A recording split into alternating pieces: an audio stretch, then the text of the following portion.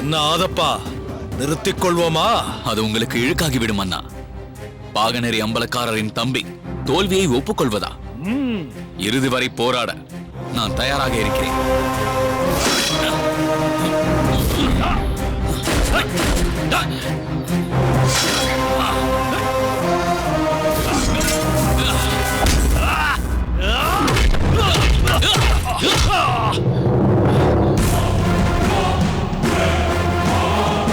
ஆஹா, அற்புதம் அற்புதம்!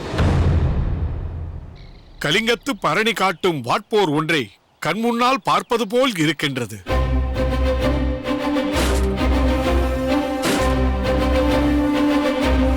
வணக்கம் வெள்ளையரே. வணக்கம். இதென்ன வாளுக்கு வேலி? இப்போது போய் ஆயுத பயிற்சியில் ஈடுபட்டு இருக்கிறாய்? எந்த ஆயுத பயிற்சியையும் இடையில் விட்டுவிடக் கூடாது. சிறிது இடைவெளி ஏற்பட்டாலும் நமது மனதின் வேகத்திற்கு கை சுடலாது. அதுவும் சரிதான். ஆனால் இன்று நீயும் கருத்த ஆதப்பனும் நேருக்கு நேர் மோதியதை பார்க்கும்போது எனக்கு மேலும் ஓர் உண்மை புரிந்தது. உண்மையா? என்ன உண்மை? சும்மா சொல்லக்கூடாது. அண்ணனுக்கு தம்பி சளைத்தவன் அல்ல என்பதை கருத்த ஆதப்பன் நிரூபித்து விட்டான். இப்போது ஈட்டி செல்லும் இடமெல்லாம் அவன் கேடயம் வந்து தடுப்பதை பார்த்து நான் வியந்து போனேன்.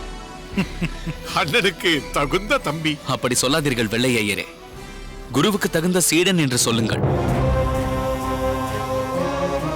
நான் முறைப்படி ஒரு குருகுலத்திற்கு சென்று ஆயுத பயிற்சி பெற்றாலும் வாள் சுழற்றுவதில் உள்ள நுணுக்கங்களை எனக்கு கற்பித்தது என் அண்ணன் தான்.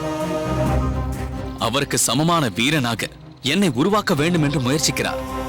தன் முழு ஆற்றலையும் பயன்படுத்தாமல் மேலோட்டமாக ஈட்டியை சுழற்றினார். இல்லையேல் நிச்சயம் என்னால் தாக்கு பிடிக்க முடியாது. அதனால்தான் எனக்காக விட்டு கொடுத்து சண்டையிட்டார். விட்டு கொடுப்பது என்பது உன் அண்ணனுக்கு இயல்பாக அமைந்த குணமாயிற்றே. அப்படி ஒருவனுக்கு இவர் விட்டு கொடுத்தது இப்போது பெரும் பிரச்சனையாக உருவெடுத்திருக்கிறதே. யாருக்கு விட்டு கொடுத்தார்? வல்லத்தரையனுக்கு. எதை விட்டு கொடுத்தார்? சித்ரா பௌர்ணமி அன்று திருப்பத்தூர் வரும் மருது பாண்டியர்களை பாதுகாக்கும் பொறுப்பை தான் சொல்கிறேன். அதுதான் உறுதியாக தீர்மானிக்கப்பட்டு பட்டமங்கலத்து அம்பலக்காரரிடம் ஒப்படைக்கப்பட்டு விட்டதே. அந்த விவகாரம் நடந்த போது நீங்களும் தானே அங்கே இருந்தீர்கள். எந்த சூழ்நிலையில் அண்ணன் அந்த பொறுப்பை விட்டு கொடுத்தாக வேண்டிய கட்டாயம் ஏற்பட்டது என்பதை நீங்கள் அறிய மாட்டீர்களா என்ன? பொறுப்பை கொடுத்து விட்டால் எல்லாம் முடிந்து விட்டது என்ற அர்த்தமா? இனி அந்த வல்லத்தரையன் மருது பாண்டியர்களை காப்பாற்றினால் என்ன, காப்பாற்ற தவறி மருது சகோதரர்கள் இருவரும் ஆங்கிலேயரிடம் அகப்பட்டு கொண்டால் என்ன என்று இருந்துவிட வேண்டியதுதானா? வெள்ளையரே, என்ன நடந்தது? ஏன் இப்படி பேசுகிறீர்கள்? மருது சகோதரர்களை பாதுகாப்பாக அழைத்து செல்வதற்கென்று வல்லத்தரையன் உரங்காப்புலியுடன் இணைந்து ஒரு திட்டத்தை வகுத்திருக்கிறான்.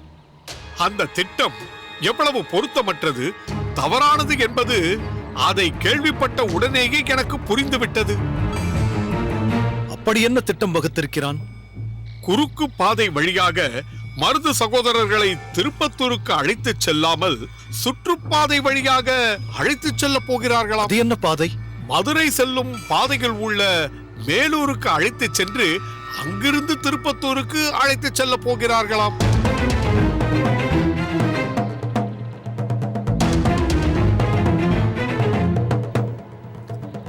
என்ன அண்ணா இது? ஏன் இப்படி ஒரு திட்டத்தை தீட்டியிருக்கிறார்கள்? இது பயண தூரத்தை அதிகமாக்கும், தேவையற்ற ஆபத்தையும் ஏற்படுத்தும். அது மட்டுமல்ல, வெள்ளையனுக்கு அதிகமான நேரத்தை கொடுத்து மிக எளிதாக வழியில் மடக்கி பிடிக்க வழிவகுத்து கொடுத்தது போலாகும். இதைவிட பலவீனமான திட்டத்தை வேறு எவராலும் வகுக்க முடியாது. இது கூட பரவாயில்லை. அவர்கள் வகுத்திருக்கும் திட்டத்தின் மற்றொரு சாராம்சத்தை கேள்விப்பட்டால் மயக்கம் வந்து கீழே விழுந்து விடுவீர்கள். அப்படி என்ன சாராம்சம் அது? ஞானமுத்து வீரப்பனை தவிர மருது சகோதரர்களுக்கு பாதுகாப்பாக வேறு யாரும் வரக்கூடாதாம். பாதுகாப்பு படையினர் தேவையே இல்லை என்று சொல்லிவிட்டார்களாம். ஏன் பாதுகாப்பு படை வருவதால் பட்டமங்கலத்தாருக்கு என்ன பிரச்சனையோ? பாதுகாப்பு படையோடு மருது சகோதரர்கள் வந்தால் வெள்ளையர்களுக்கு சந்தேகம் வந்து விடுமாம். அதனால் வழியில் எங்கும் எந்த வீரர்களும் இருக்கக்கூடாது என்பது இந்த திட்டத்தின் சிறப்பம்சம். முட்டாள்தனம். ஊமைத்துறையார் நிச்சயம் இதை ஏற்றுக்கொள்ள மாட்டார். நீ நினைப்பது தவறு வாளுக்கு வேலி. ஊமைத்துறையார் இந்த திட்டத்திற்கு ஒப்புதல் கொடுத்து விட்டார். வல்லத்தரையனின் திட்டப்படி செயல்பட அவனுக்கு முழு அதிகாரமும் கொடுத்து விட்டார். அண்ணா, என்ன இது? திட்டத்தை கேட்கும் போதே அது எவ்வளவு பாதுகாப்பற்றது என்பது தெள்ளத் தெளிவாக புரிகிறது. இதை போய் எப்படி சரியான திட்டம் என்று ஊமைத்துறையார் ஏற்றுக்கொண்டார்? அதுதான் எனக்கும் குழப்பமாக இருக்கிறது. நீங்கள் சென்று ஊமைத்துறையாரை சந்தித்து இதில் உள்ள சிக்கல்களை விளக்குங்கள். அது என்னால் முடியாது ஆதப்பா. ஏன்? ஊமைத்துறையாரை நாம் அனைவரும் நமக்கு வழிகாட்டும் தலைவராக மனப்பூர்வமாக ஏற்றுக்கொண்டோம். அவர் எடுத்த முடிவினை மாற்ற நினைப்பது தவறு. அதற்காக தலைமை தவறு செய்தால் அதை சுட்டிக்காட்ட வேண்டியது நம்முடைய கடமை அல்லவா? ஊமைத்துறையார் எடுத்த முடிவினை தவறானது என்று நாம் எப்படி தீர்மானிக்க முடியும்? நமக்கு தெரியாத ஏதோ ஒரு சிறப்பு இந்த திட்டத்தில் அவருக்கு புலப்பட்டிருக்க கூடும். அதற்கு ஏதோ ஒரு காரணமும் இருக்கும். வல்லத்தரையன் வகுத்த திட்டத்தில் உள்ள சில குறைபாடுகள் நமக்கே தெரிகிறது என்றால் பல குறைபாடுகள் ஊமைத்துறையாருக்கும் தெரியும். அதனால் தலைமை ஒரு விஷயத்தை இப்படித்தான் என்று தீர்மானித்த பிறகு நாம் அதில் தலையிடக்கூடாது. நமக்கு முதலில் தலைமையிடம் நம்பிக்கை வேண்டும். தலைமை சொல்வதை அப்படியே பின்பற்றி நடக்கும் பக்குவம் வேண்டும். அப்படியானால் சரியோ தவறோ, பாதுகாப்பானதோ பாதுகாப்பற்றதோ, எப்படி இருந்தாலும் முழு மனதோடு ஏற்றுக்கொள்வோம். மருது சகோதரர்களின் விஷயத்தில் வல்லத்தரையன் என்ன செய்யப் போகிறான் என்பதை பொறுத்திருந்து பார்ப்போம்.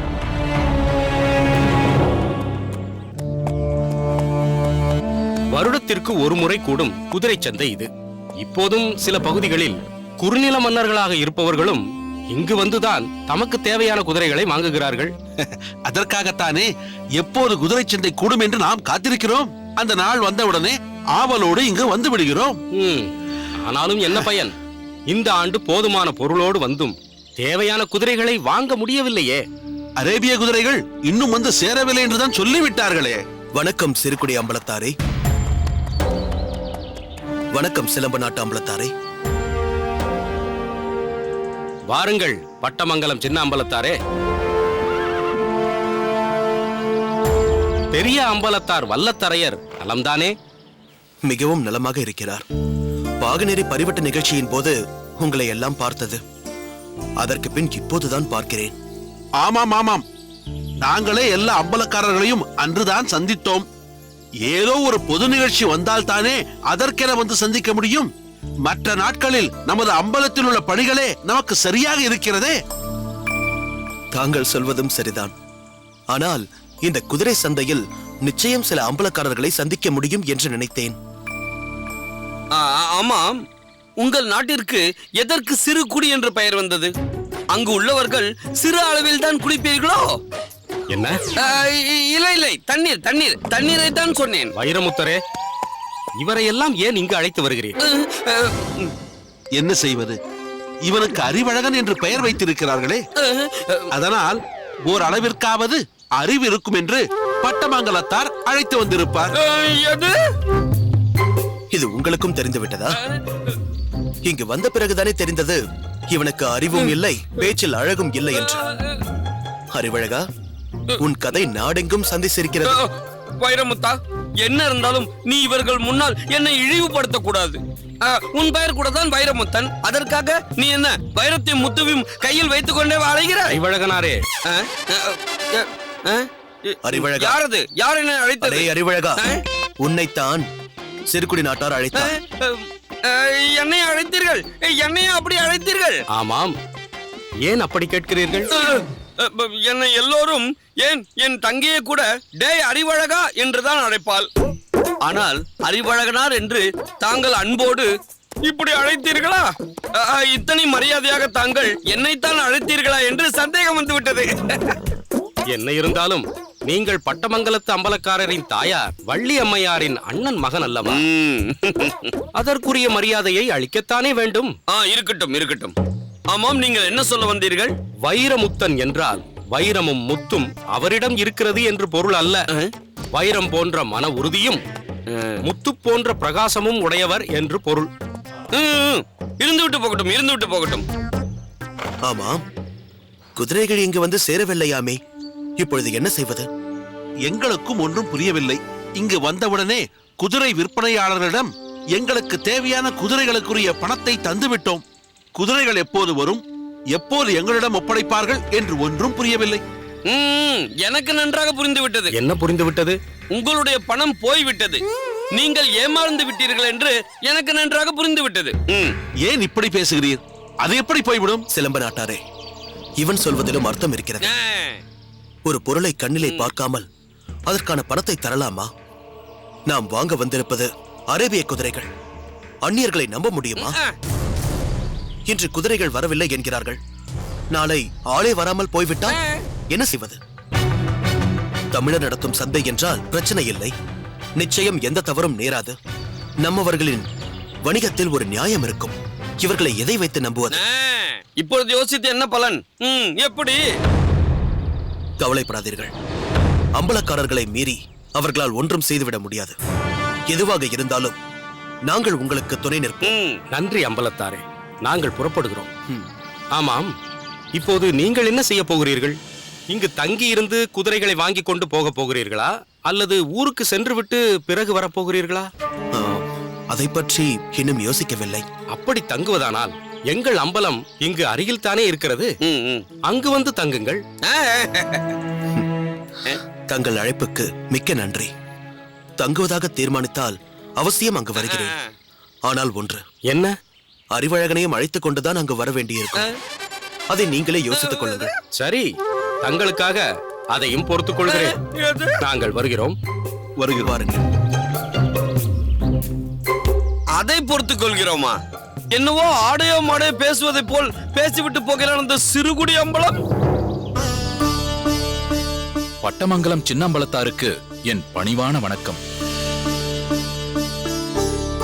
வா மேகநாதா,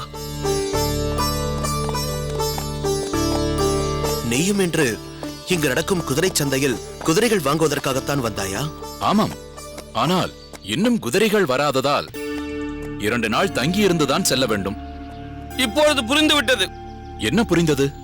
நீயும் குதிரைகள் வாங்குவதற்கு பணத்தை கொடுத்துவிட்டு வேறு வழி இல்லாமல் காத்திருக்க போகிறேன் என்கிறாய். அதுதான் இல்லை, பொருளை பார்க்காமல் பணத்தை கொடுக்கும் பழக்கம் எனக்கு கிடையாது.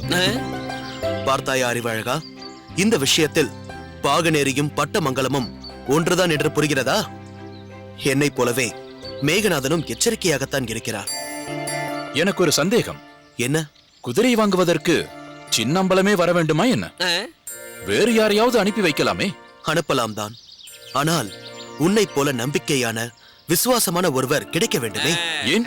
இவர் உங்களுக்கு நண்பருக்கு நண்பர், உறவினருக்கு உறவினர், இவரை அனுப்பி இருக்கலாமே. ஏன் மேகநாதா, பட்டமங்கலத்திற்கு நல்ல குதிரைகள் வாங்கக்கூடாது என்று நீ தீர்மானித்து விட்டாயா? ஏன் இப்படி கேட்கிறீர்கள்? பிறகு குதிரைகள் வாங்க இவனை அனுப்ப சொல்கிறாயே.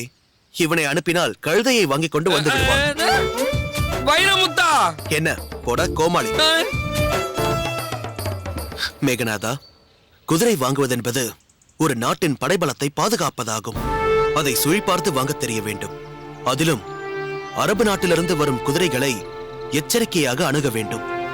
பாகநேரி அம்பலக்காரர் அதற்கு உன்னை அனுப்பியிருக்கிறார் என்றால் அதற்குரிய தகுதி உனக்கு இருக்கிறது. எங்களிடம் அப்படி யாரும் இல்லையே.